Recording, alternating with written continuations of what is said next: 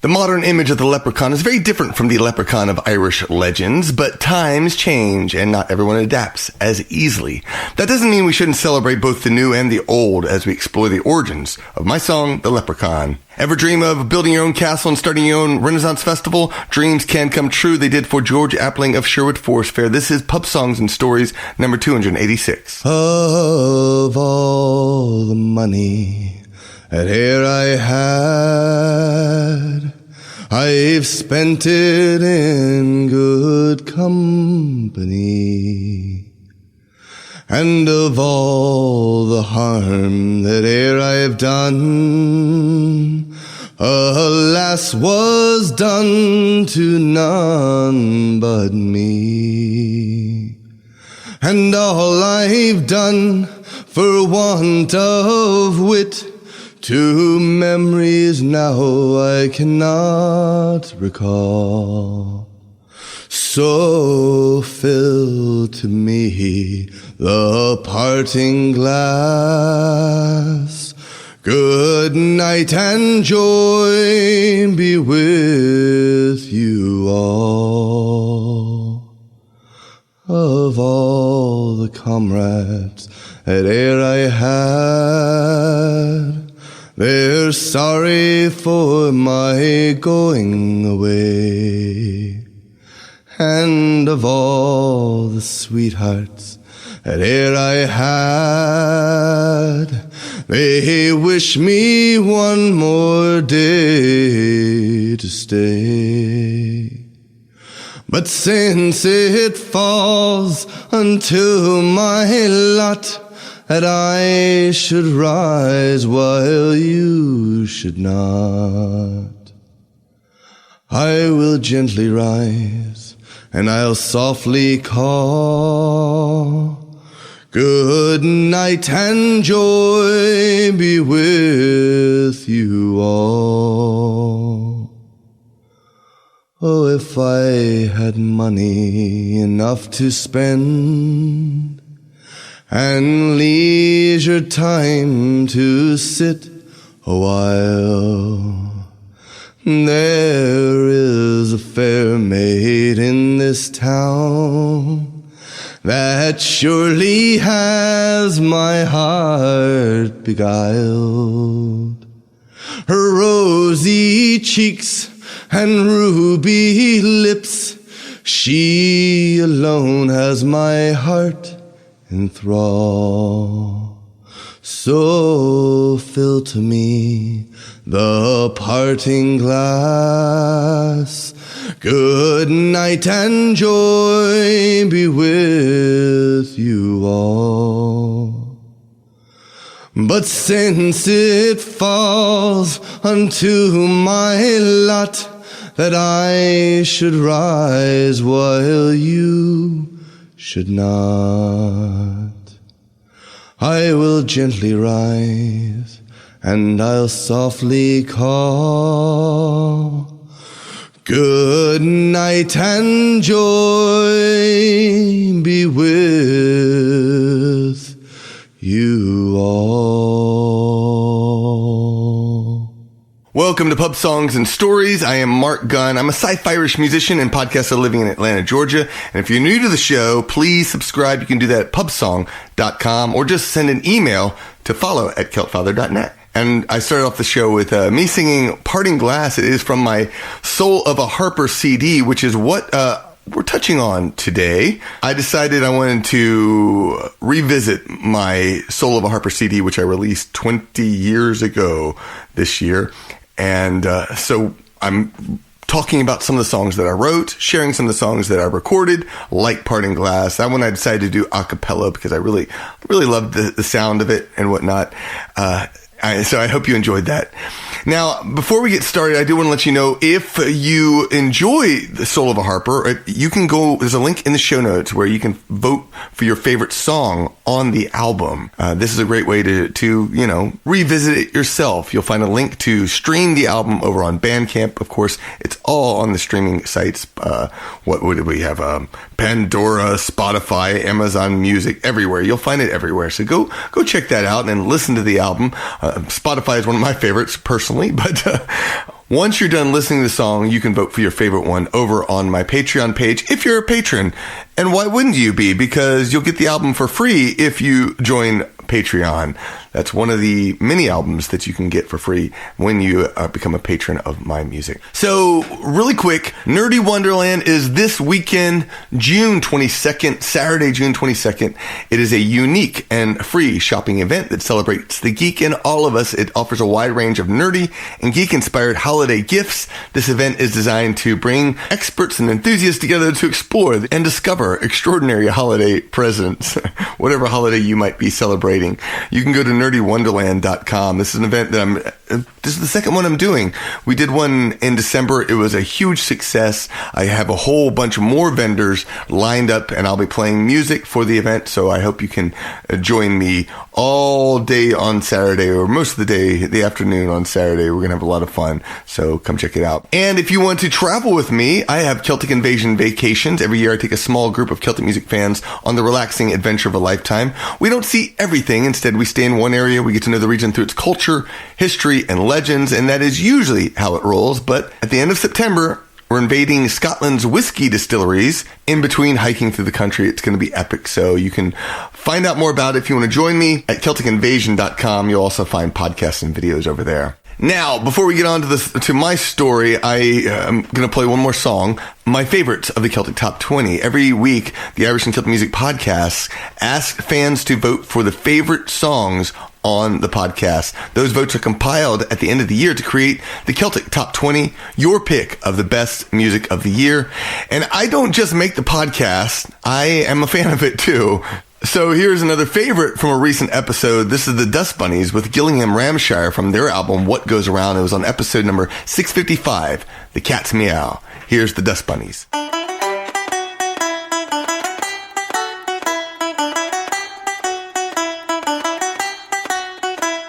As I went down to Gillingham just the other day, I met the biggest rammy lads that ever was fed on hay. Now maybe you don't believe me, maybe you think I lie, but if you go down to Gillingham, you'll see the same as I. Oh, hiya dinkum darby, hiya dinkum die. If you ever go down to Gillingham, you'll see the same as I. Diddly I. The horns upon this Ramshire, they reached up to the sky. A man climbed up in January and slid down in July. Now maybe you don't believe me, maybe you think I lie, but if you go down to Gillingham, you'll see the same as I. Oh, hiya dinkum darby, hiya dinkum die. If you ever go down to Gillingham, you'll see the same as I. Diddly I. The feet upon the Ramshire, they covered an acre of ground, and every time he took a step, he turned the world around. Now maybe you don't believe me, maybe you think I lie, but if you go down to Gillingham, you'll see the same as I. Oh, hiya dinkum darby, hiya dinkum die. If you ever go down to Gillingham, you'll see the same as I. Diddly I. The ears upon this rammy lads, they were so very deep. They drove a herd of cows in one and rocked them all to sleep. Now maybe you don't believe me, maybe you think I lie, but if you go down to Gillingham, you'll see the same as I. Oh, hiya dinkum darby, hiya dinkum die. If you ever go down to Gillingham, you'll see the same as I. Diddly I.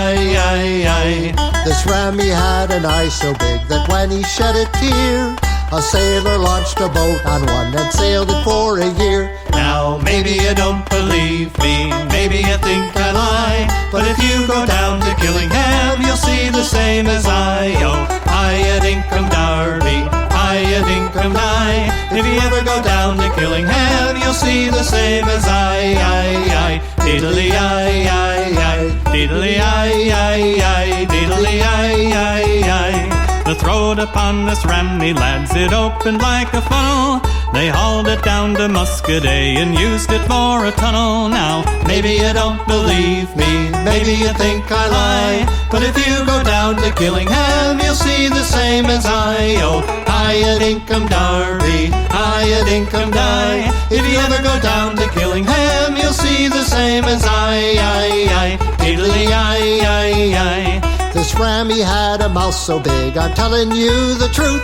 They used a ton of dynamite to loose one rotten tooth. Now, maybe you don't believe me, maybe you think I lie, but if you go down to Gillingham, you'll see the same as I. Oh, Dinkum Darby, Dinkum Die. If you ever go down to Gillingham, you'll see the same as I. Diddly-I. this ram was educated, boys, you should have heard it speak. And when it got a drink or two, it spoke in French and Greek. Now, maybe you don't believe me, maybe you think I lie, but if you go down to Gillingham, you'll see the same as I. Oh, Dinkum Darby, Dinkum Die. If you ever go down to Gillingham, you'll see the same as I. Diddly-I. The fellow who owns this ram, me lads, they say is very rich.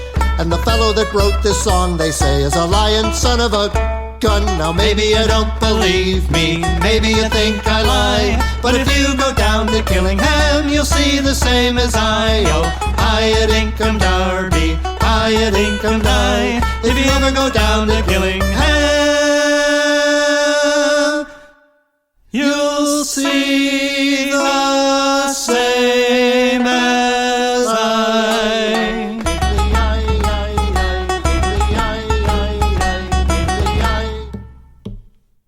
Of course, you will note that I decided I'm not doing the podcast outside this week, and that's because I found myself a little bit unable to put that together with the time crunch that I have trying to get ready to go for my June travels, which I'm going to the Isle of Man for a Celtic Invasion vacation, going to visit my mom in Italy, so it's a really busy time.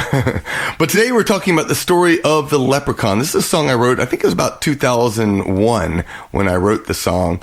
We were on mp3.com at the time, and there's an artist on there called Brendan O'Loughlin. He had a song called Meow.THE, and it was a really cool song, but it had this Irish lilting thing that was going on. And so it was one of those things that was in my mind when I was writing this song.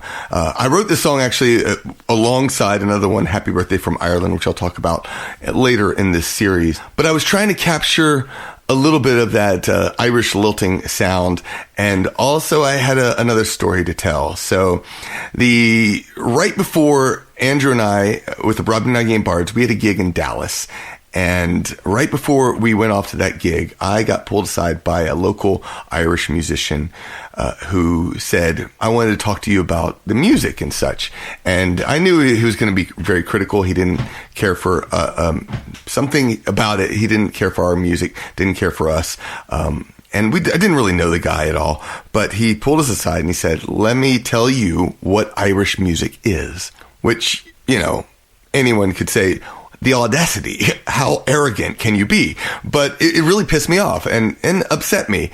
But he also, when he laid out what Irish music was, it had nothing to do with the type of music that the Brobdingnagian Bards were creating.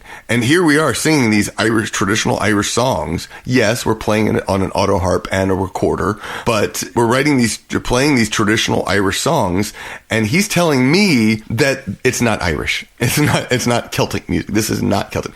His idea of Celtic music was the reels and jigs of Ireland, which, at the time I wasn't quite as into, and I love it now, but I don't consider that alone what Celtic music is, as if you will know if you listen to the Irish and Celtic Music podcast. I've been using that song for years, and I'll be completely honest, it really upset me. And so when I wrote the Leprechaun, it was a response in large part to this guy who upset me. So each step of the way, it follows that path. Now, a leprechaun in the traditional sense, the leprechauns were not the ones you found on Lucky Charms cereal, breakfast cereal, which I absolutely loved growing up. It was one of my favorite cereals because, again, I was born on St. Patrick's Day, so I had this internal working that was like, Irish, even though, I didn't even know about my Irish heritage at the time. I knew I was Scottish, but nevertheless, I was connected to Ireland through being born on St. Patrick's Day. And so Lucky Charms was my absolute favorite breakfast cereal. But this song was a response. So I'm going to go through the lyrics and share a little bit of the thoughts.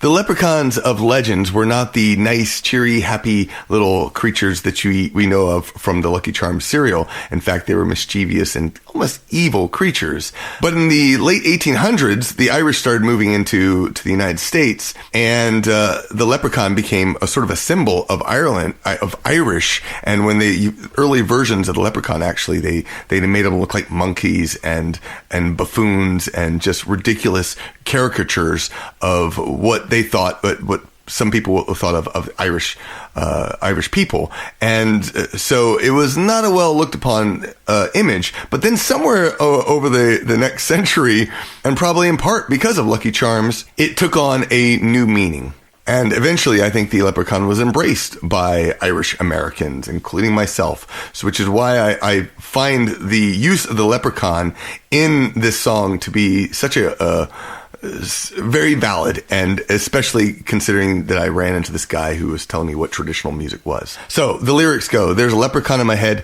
and I wish that I were dead, for I don't think he'll ever let me be. And that, of course, is the idea of the traditionalist saying, you're not traditional enough. You're not Celtic enough. It's that haunting feeling that I have. And some of it is paranoia. I'll be quite honest. It's I still, to this day, I'm uncomfortable. I don't play in Irish sessions usually because I play an auto harp, and I don't think that's accepted in many traditional Irish sessions. There are plenty that do, but it definitely affected me. Oh, he tempts me with his gold, and if I were ever so bold, I'd strangle him and leave him in the street. Might have been a little bit angry about that particular phrase about people trying to tell me what is Celtic music actually is. Well, he says to me, "Oh, you're no Irish laddie, and you call that thing a harp."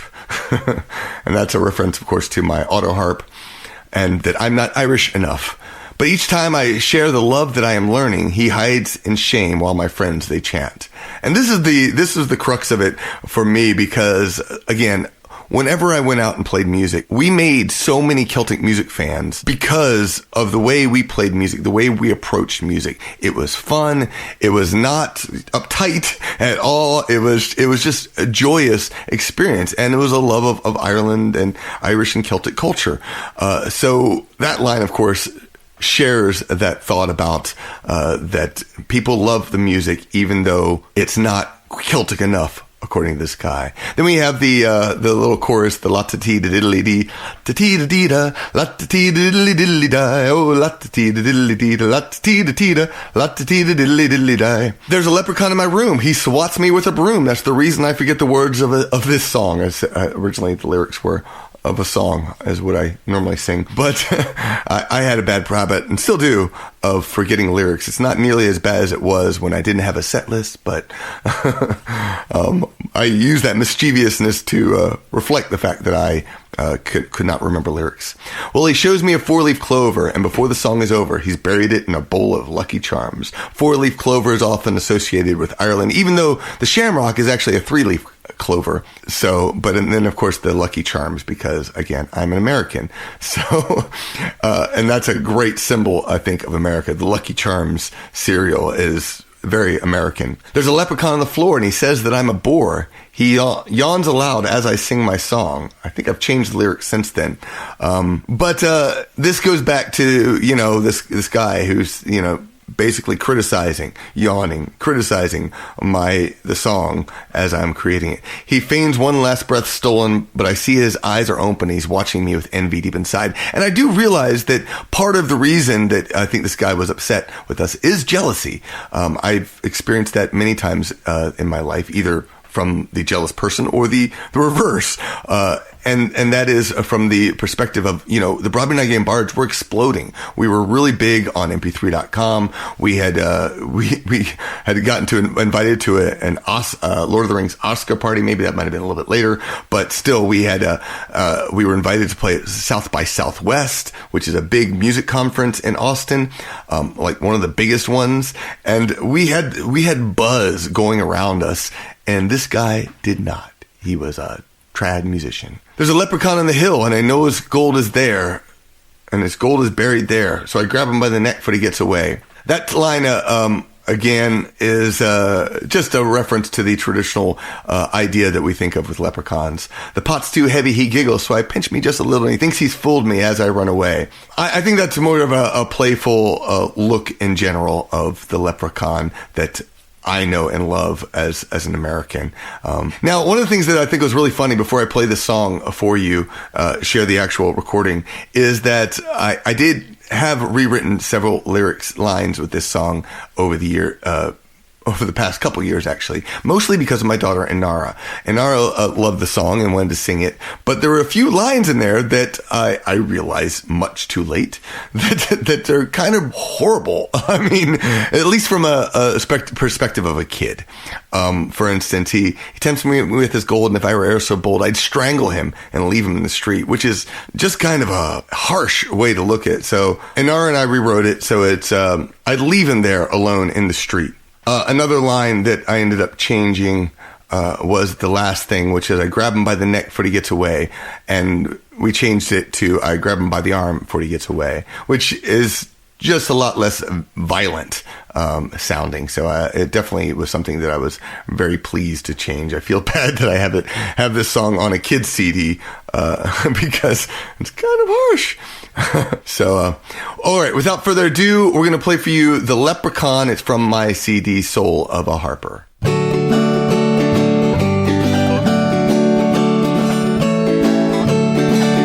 There's a leprechaun on my head. I wish that I were dead, for I don't think you'll ever let me be. He tempts me with his gold, and if I were e'er so bold, I'd strangle him and leave him in the street. And then he says to me, you're an Irish laddie, and he called that thing a harp. But each time I share the lore that I am learning, he hides his head, oh all my friends they chant. La-ta-tee-da dilly-dee-da, la-ta-tee-da-tee-da, la-ta-tee-da dilly-dilly-die. Oh, la-ta-tee-da dilly-dee-da, la-ta-tee-da-tee-da, la-ta-tee-da dilly-dilly-die. There's a leprechaun in my room, he swats me with the broom, that's the reason I forget the words of a song. Oh, he shows a four-leaf clover, but before my song is over, he's buried it in a bowl of Lucky Charms. And then he says to me, laddie, and he called that thing a harp. But each time I share the lore that I am learning, he hides his head while my friends they chant. La-ta-tee-da dilly-dee-da, la-ta-tee-da-tee-da, la-ta-tee-da dilly-dilly-die. Oh, la-ta-tee-da dilly-dee-da, la-ta-tee-da-tee-da, la-ta-tee-da dilly-dilly-die. There's a leprechaun on the floor, he says that I'm a bore. His eyes begin to glaze and he starts to yawn. Oh, he lays on down to sleep, but I can see when I a peeping, he's watching me with envy deep inside. And then he says to me, you're an Irish laddie, and call that thing a harp.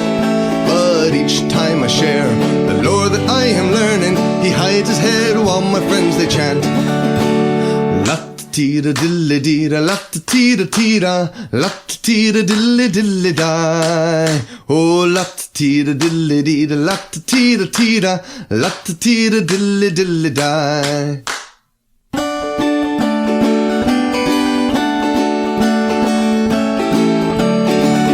There's a leprechaun on the hill, and I know his gold is there, so I grab him by the neck, but he gets away.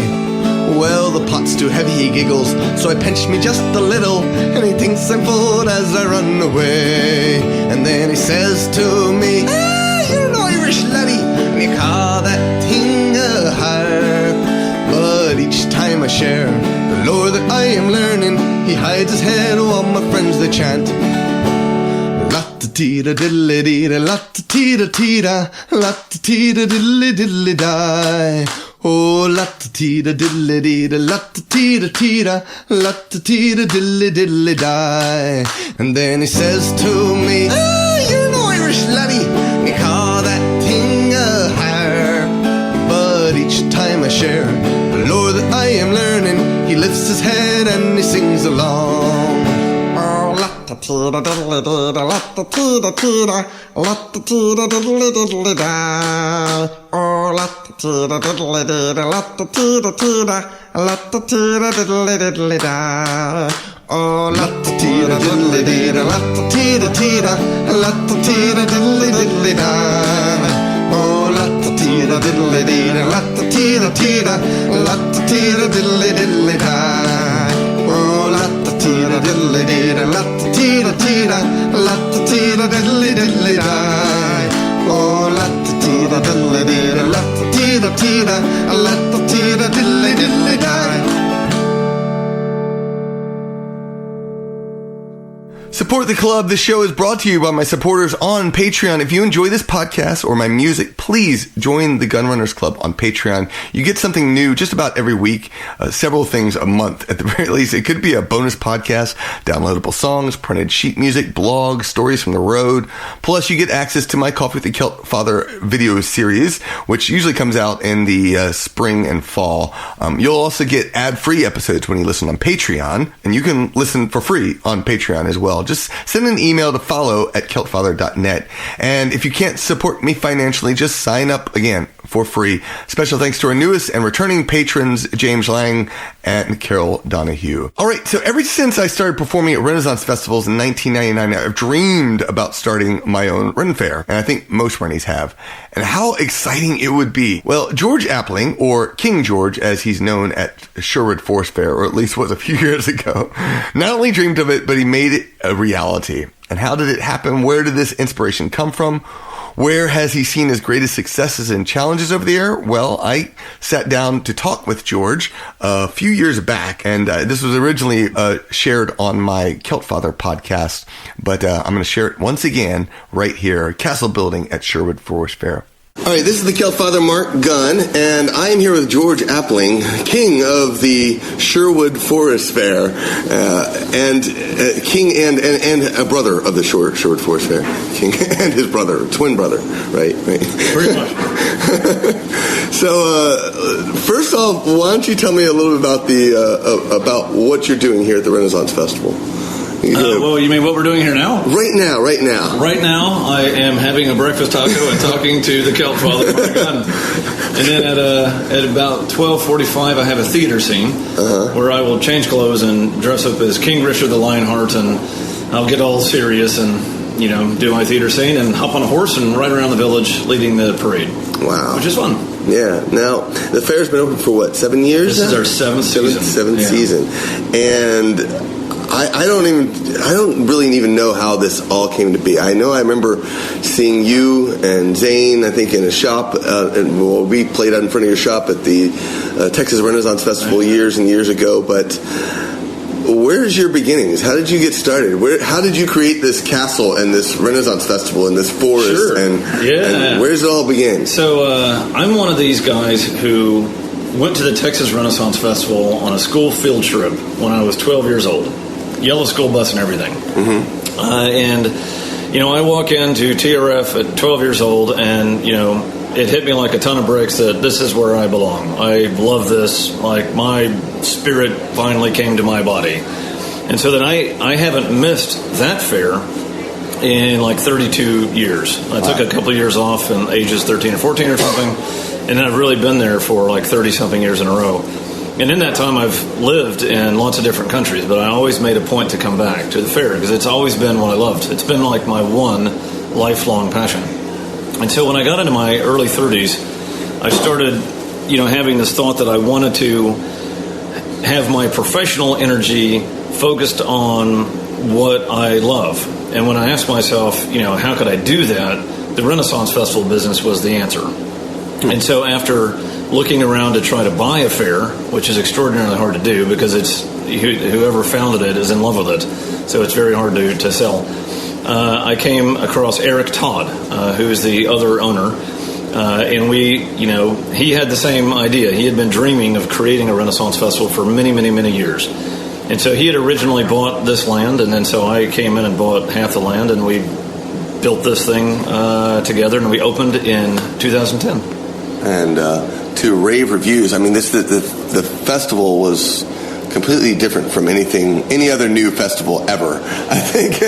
Well, we kind of went big, so in our opening season, we had built a full village. We had 80 or 90 permanent shops and the jousting arena and the chapel and the bars, and we really built a full village, or people don't like the word theme park, but we built a full theme park even for year one.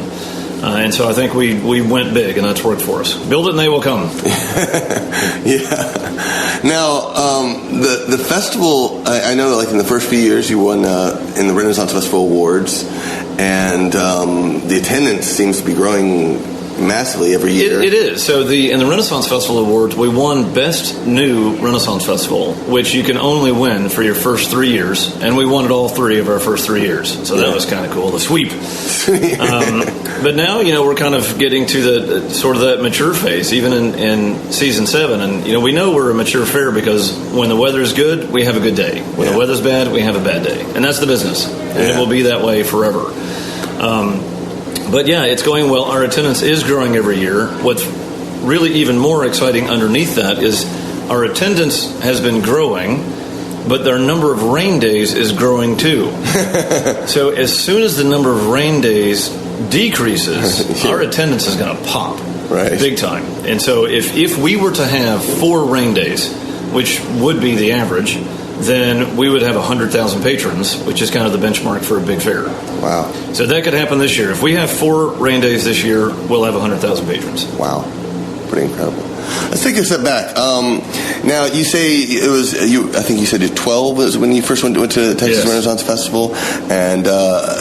And from there, what were you doing in school? I mean, did you go to college? I did. Yeah, I did. Standard American dream track. I graduated from Texas A&M, and I got a good job and went to Harper Business School and worked really hard. So you have a business background.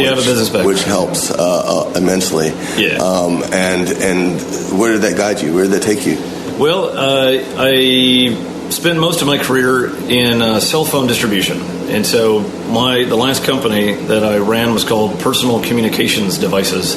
And it's a neat company. It's the aggregator of small phone brands for the carriers. So if you're Verizon or AT&T, you buy your Samsung from Samsung and your Apples from Apple, but you buy all of these small brands from this one company that I used to run called PCE. Oh, wow. And so that's Alcatel, Pantech, Casio, Huawei, all these little phone brands, they buy from this one company because it makes it easier. Did you get started with pagers?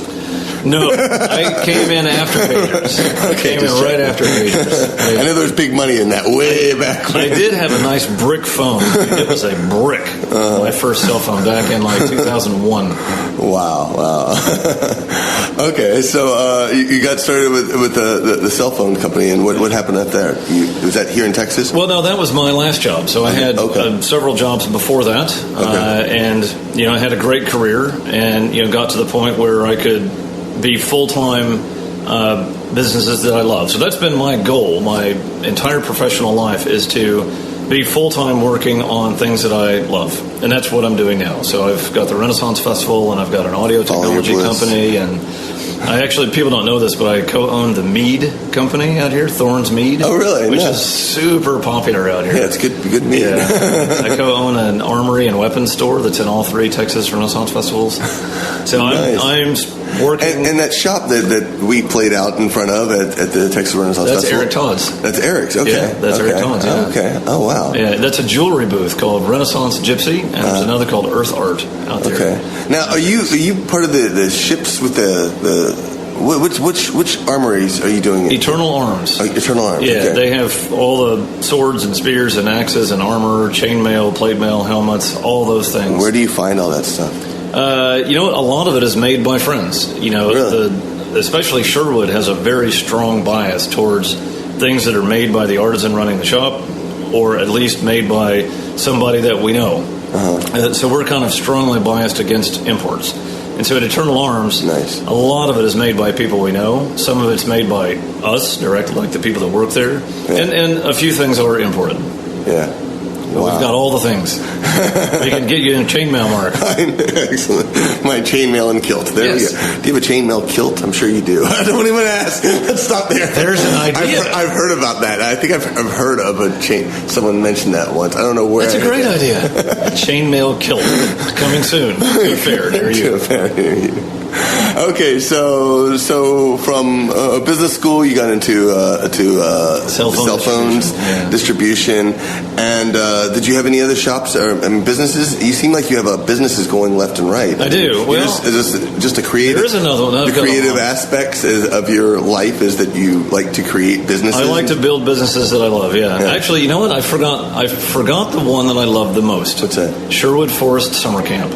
Oh, really? That's the one I love the most. So it is a sleepover summer camp for kids. And so the kids move here for a week. And we do 3 one-week sessions. And some of the kids stay for 3 weeks in a row. And it's a full immersion, medieval experience. So we teach them blacksmithing, sword fighting, candle making, leather working, archery, all those things. Do they get college credit for this? No, but there are some Boy Scout badges that they can get credit for. And last summer we had 345 kids here. My goodness! So it's just exploded. They sleep in the castle, which is air conditioned. Yeah, we're going to talk about that in a moment. And so the summer camp is very successful, and it's just really fulfilling because these kids love it, and there are no electronics whatsoever, none. Yeah, it's really cool. Wow. Now, when did you build your castle? Speaking of which, well, castles always get built over many years; they're never done. Right. So the building we're in now is called the Sherwood Keep, and we built that in 2012. It has such a Dungeons and Dragons feel to it when you say keep. The word keep just does that to me. We do play Dungeons and Dragons in here once a year. Yeah. Do you do it on this awesome wooden table here? Right here. I want to be at that game. Right here. We play D&D at this table once a year for a 3-day weekend. Wow. It was actually 2013 we built the keep. 2014 we built the Great Hall. But everything kind of keeps growing and expanding and getting prettier and all that stuff. Yeah, that's pretty incredible. And does the DM get your seat? That's a good question. I think he does, actually. Yeah, the DM sits here in the throne. It's not me. I sit and I'm a player. Yeah. And try to survive. Try to survive the fireballs coming at us from Twizzlers. So tell me a little bit more about the keep, though. I mean, I know you have the Great Hall is something that's got a great acoustics. Have you seen it this year? No, I haven't actually. We've built a fireplace and can we go in there? Yeah. So we've really taken the Great Hall up. We've decorated it a lot better. So it's really sweet. You'll see the fireplace we built the week before opening. So I guess they're preparing. The fireplace. Well, that was the music place, wasn't it? That's right. But this is now an armory. Oh, nice. And so we've got I like crossbows, longbows, helms, baskets of arrows. All gated for your protection. That's right. And we have a lock on it, so our patrons drinking mead don't get in there and play with the bows. There's even a sword that we put just out of arm's reach. So that's new, and we just think it's pretty. Yeah. The fireplace is, I'm really excited about. Oh, beautiful. We literally finished this, Saturday morning before we opened. When is it? When do you light it up? As soon as it gets cold. It's real. As soon as it gets cold. In Texas, so this fresco is hand painted by my friend Joshua Warren. It's really, really beautiful. We also have knights on the balcony. 4 knights on the balcony, keeping an eye on things. Is this based on a particular design? Well, I have dreamed of building a castle my entire adult life. So if you talk to my college friends or my business school friends, or people that knew me 20 years ago, I was the guy who wanted to build a castle. That's been my thing forever. You didn't get extricated by all your NBA friends? No, they loved it. They People loved going, it. what are you talking about, a castle? I've literally been drawing castles on paper for 25 years. Wow, really? Yeah, and so I've hand designing. Yeah. How best it should look. And I visited all the castles, not all the castles, but I probably visited 30 or 40 castles in Europe, and I always take notes. And yeah, this is what I dream about, is this place right here. That was my first thing. When I first went to Italy in 1985, we went to Rome, I think, and nice. Man, it was like a heyday. Picture. Yeah, the Colosseum and the Parthenon. And the castles also. We went up to Germany and hit all those castles, and it was so amazing. Yeah. Do you have a favorite castle? Good question. Do I have a favorite castle? Yeah, probably Bodiam. Where's Bodiam in England. It's south of London. Bodiam. Bodiam Castle. Someone was telling me about that. That's right on the coast, isn't it? It's not quite on the coast, but it's down there. Yeah, it's beautiful. It's got a moat. I don't have a moat. Are you going to build a moat? I might. I'm thinking about it. You have to blow through with the limestone, don't you? Yeah. In order to do that. I might. You never know. No, I love this place. That's very cool. So, what else do you have going on at the festival? What do you have?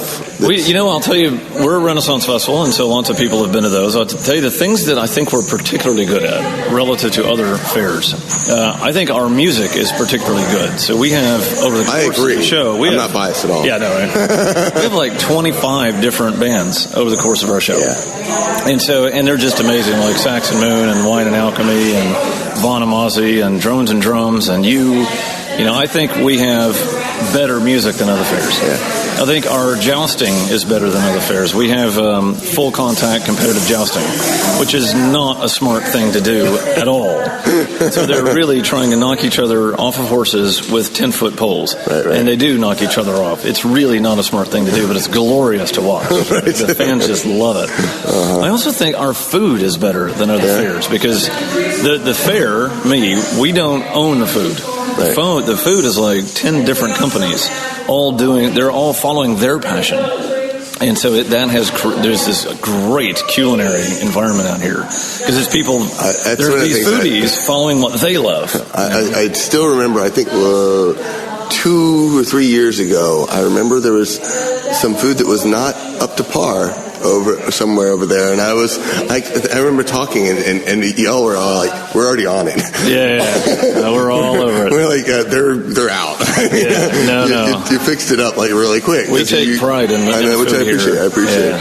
And the alcohol too. You seem to have a special a love of alcohol of all sorts and shapes. And we do. We have a very broad selection. We have like 15 different beers, 2 different meads, a lot of local 2 different stuff too, ciders. right? Oh yeah, we have a strong bias towards local stuff. Yeah. So a lot of our beers are from Texas. Both meads are from my cousin Thorne. The cider, Iron Age cider, is from cousin Thorne. So yeah, we have a very strong bias towards handcrafted and local. What's your favorite? My favorite is Thorne's Iron Age cider. Okay. It's you're a cider drinker? Not particularly, but it's the new thing this year. Yeah, okay, I got you. Yeah, it's the new thing. The cider was really good. I had some of that last night. Yes, I did. It really is. Really it's good. Amazing.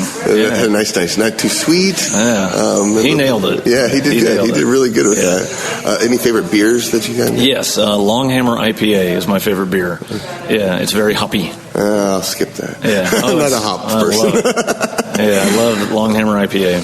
So the festival it continues to grow, and the people, the community that you've built is one of the things also that I think has stood out since the very beginning. How's that come together? So that's absolutely true. So we have this collection of corporate values, which sounds weird, corporate values, but we are a business, right. And one of them is community. And we genuinely care about the people running this place. And I think that, gives them a certain sense of comfort, which leads them to, be happier and play more. So in our exit survey from patrons, we ask, what's your favorite thing about Sherwood Forest Fair? And the number 1 or number 2 thing is invariably the friendly people. And so the people who work here are relatively friendly versus other places. And I think it's because they're happy and they're comfortable, and a part of that is that we genuinely give a damn about their welfare. Yeah. Do you have any favorite shops that you like to frequent while you're here? Eternal Arms. Eternal Arms. Eternal Arms for all your arms and armor needs. No, seriously. That must be really awesome, though. I mean, having your own armory I need some new armor. Hey. It's true. It's true. I like Native Earth. I wear their boots. Okay. I just love these things. Oh, those are beautiful. This is a medieval tunic from a store called Einar's Emporium that I really like. So you shop at your festival? I do. Yeah. Wren Shirts makes all my tights. Wren Shirts makes my tights. Son of Sandlar makes really good boots. Yeah. Mark Howler, the glassblower, love that guy. Yeah. Oh, he's so good. Yeah, he's fantastic. So, what's next? What's in the future for the festival? Well, we're waiting for that year where we have 4 rain days or less and 100,000 patrons, and people go, "Wow, this is a big fair now." Yeah. And so we feel like we're on a good track. It gets easier every year. So Zane, our entertainment director, used the word "well-oiled machine" this morning, and it does kind of feel that way. I did feel like that with the entertainment and such. Yeah, it starts as an entertainer. It feels like we know what we're doing. That brings me to another aspect. Just hit.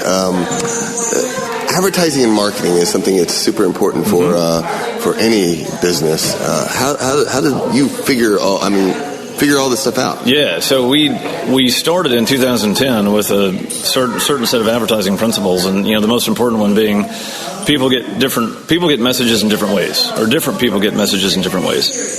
So we started by trying everything. We try TV commercials, billboards, radio, digital marketing, guerrilla marketing, print ads, postcards in newspapers. We try everything. And then we put an exit survey at the front gate that says, it lists all the things that we did in a nice, organized way. And it says to patrons, check off what you heard.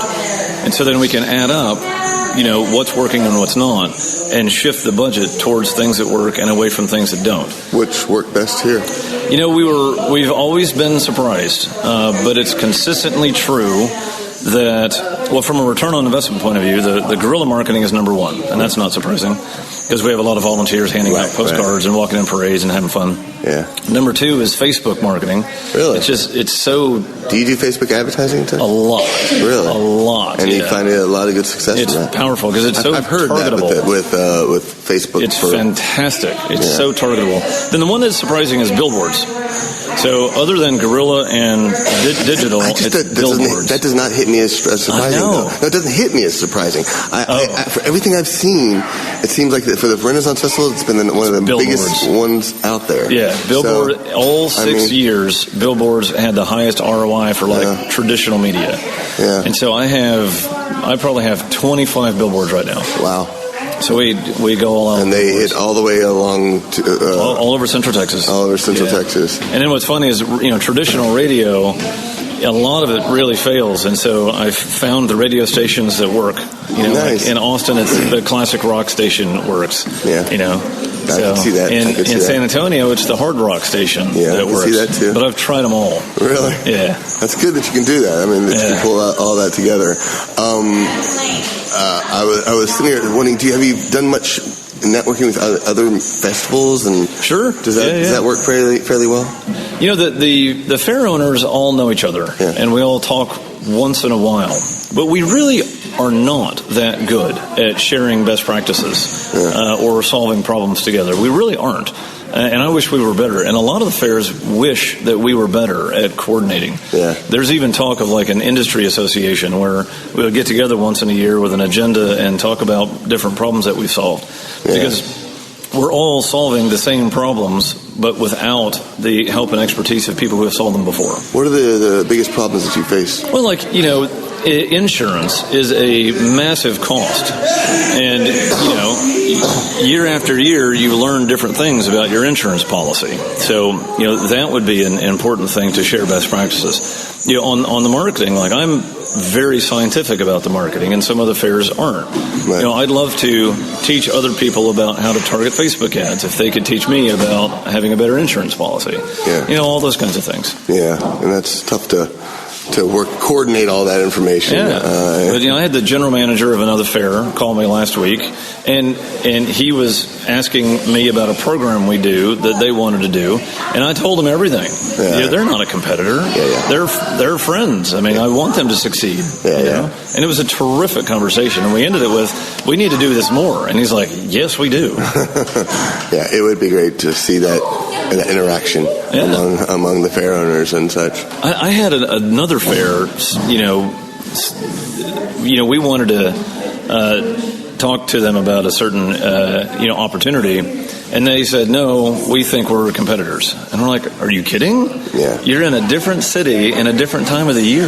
Right. How could you possibly think we're competitors?" Yeah, unfortunately, some folks are like that. Yeah. Find that in the music business now and then. I think most people with any sort of a brain really they didn't figure it out. I mean, realize that there's no competition. We could help each other so much. Yeah, I know, to be able to share whatever, information, whatever. So, well, that's good to hear that you're working on that.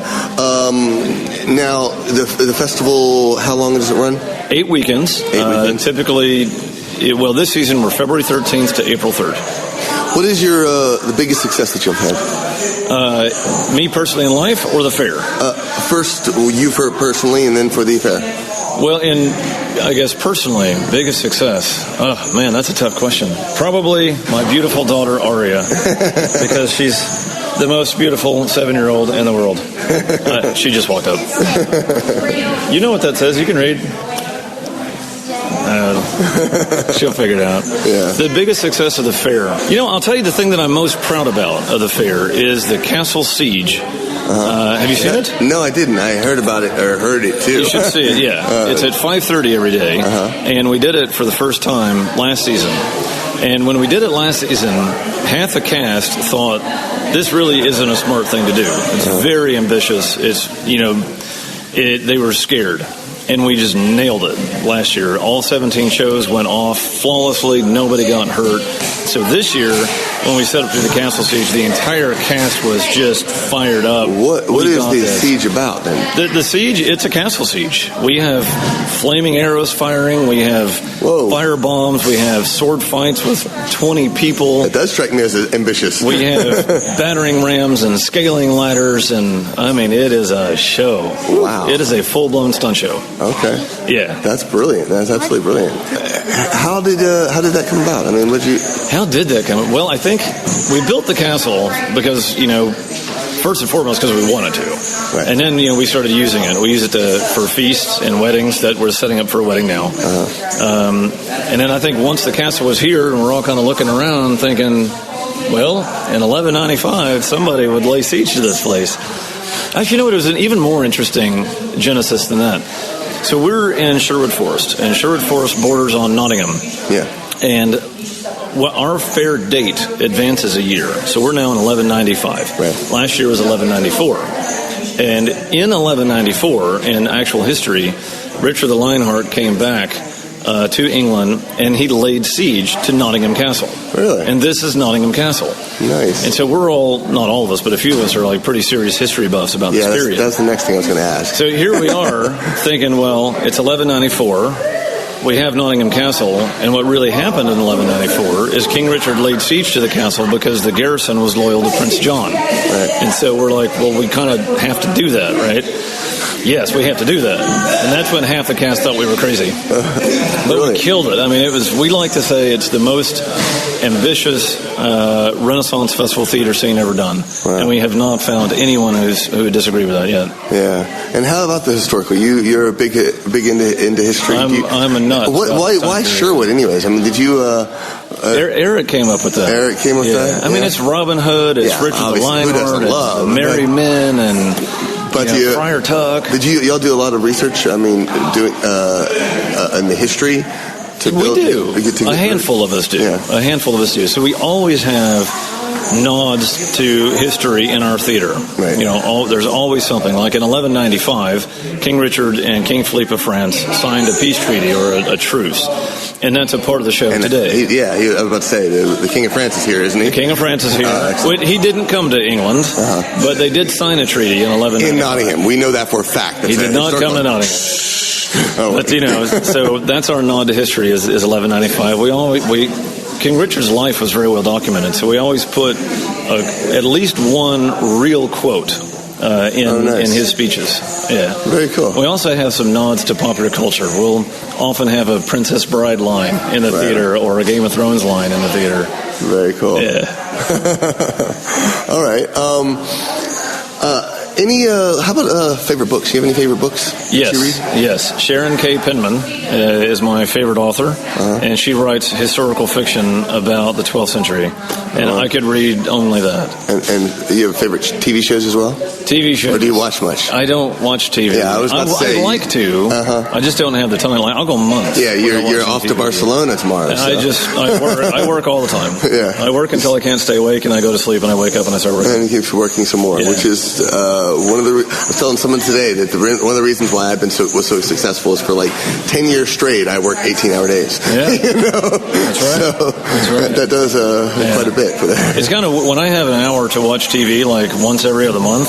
It's a really profound experience. I'm like, wow, I'm watching TV. This is great. Tie-in with movies. Yeah. And what's really bad is, I don't have cable. I have the streaming everything, like Amazon streaming and Netflix and stuff. Right. And I'll have that hour every other month where I have TV time. And I'm like, okay, what was I watching? And I can never remember because it's been 2 months. So I start all of these series and I forget. Do you do anything to... What do you do for relaxation? What's that? I mean, do you have any downtime? I don't know what you're saying. I go to the gym. You do go to the gym? Yeah, I go to the gym. I work out 3 times a week. Okay. Yeah, that's sure you can carry that armor, right? Yeah, that's my downtime. Okay. Yeah. And that makes you feel alive and awake and it does. Yeah, working. It keeps me sane. And anything else that drives you? Well, I mean, I'm spending my time building businesses that I love, so that drives me. I've got 3 kids, and they're Rennies, and they run around here, and we have to tell their teachers every year when they come back talking about knights and princesses and elves and horses and castles. It's all real. It's all real. It all happened. Don't get mad at them for make-believe. That's all real. All right. Final thoughts. Any final thoughts? Any words of wisdom that you would share with anyone else who's either starting a business or starting a Renaissance festival or... I would say that following your heart and following your dream is not easy, but it's very worthwhile. Very cool. And people can find the festival at? SherwoodForestFair.com. All right. Well, thanks a lot, George. Appreciate it. All right, Mark. Thank you.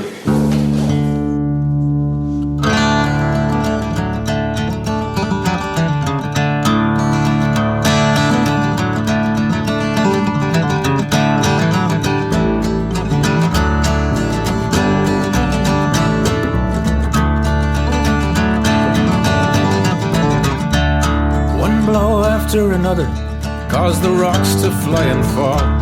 Jack Brien, he swung his pick, he drove a hole in the mountain wall.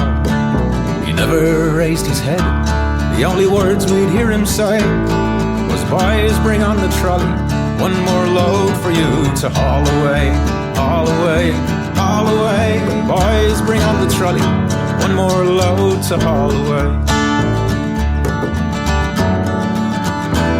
Now Jack Brien, he'd been a carpenter, a sailor and a smith, and he'd oft heard told of the Rockies' gold lying hidden deep within.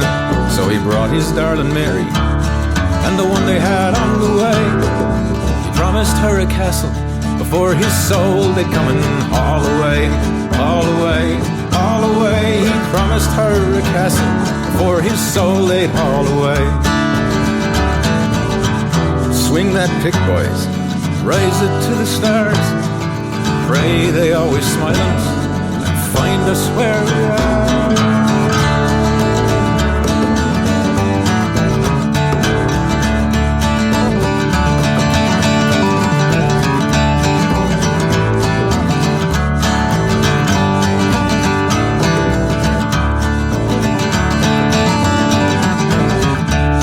Then came that early morning and the shout from down below.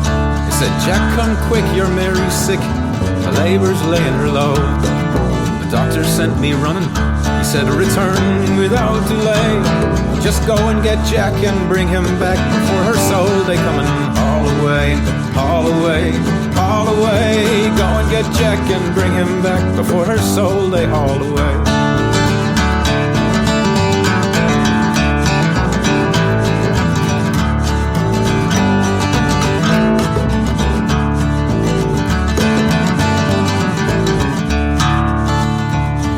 Jack's giant hands were gentle as he held hers to his cheek.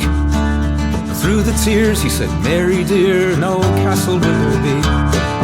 Unless you're right here with me, I won't build and I won't stay. Hold my hand, dear Mary, or it's me they'll have to haul away, haul away, haul away. Hold my hand, dear Mary, or it's me they'll haul away.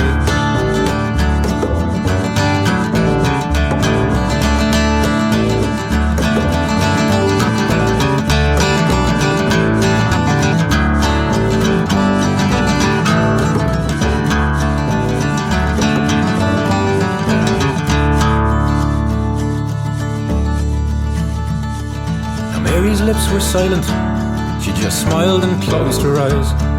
She drifted away, so the nurses say, till she heard the baby's cries. She says, Jack, I heard the trumpets come to call on me this day. But here I'll stay, they'll have to wait for my soul to come and haul away, haul away, haul away. It's here I'll stay, they'll have to wait for my soul to haul away. Swing that pick, Jack, raise it to the stars. Pray they always smile on us and find us where we are.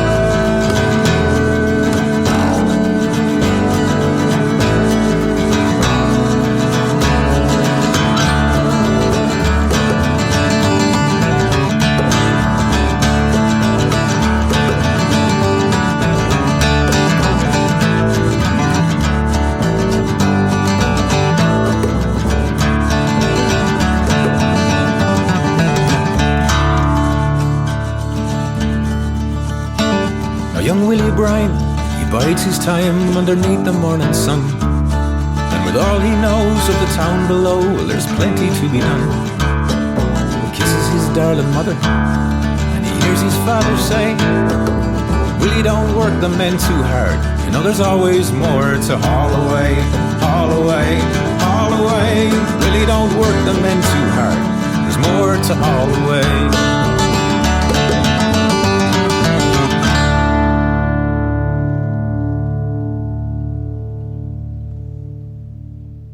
That was Jack Brien by Patsy O'Brien from his album Onward. Thank you so much for listening to the podcast. I hope you had a wonderful time and I hope you enjoyed it. I will be back next week with another exciting installment of Pub Songs and Stories. Next week, we're talking about women in history, musical women in history in particular. So I did an interview with April Knight many years ago, and it was a really good interview. So I want to share that with you. Thank you so much for listening. I will be back then and talk to you soon. Sláinte. Thank you for listening to Pub Songs and Stories. This episode was edited by Mitchell Peterson. You can follow and listen to the show on my Patreon or wherever you find podcasts. Sign up to my mailing list to learn more about songs featured in this podcast and discover where I'm performing. Remember, reduce, reuse, recycle, and think about how you can make a positive impact on climate change. Have fun and sing along at pubsong.com.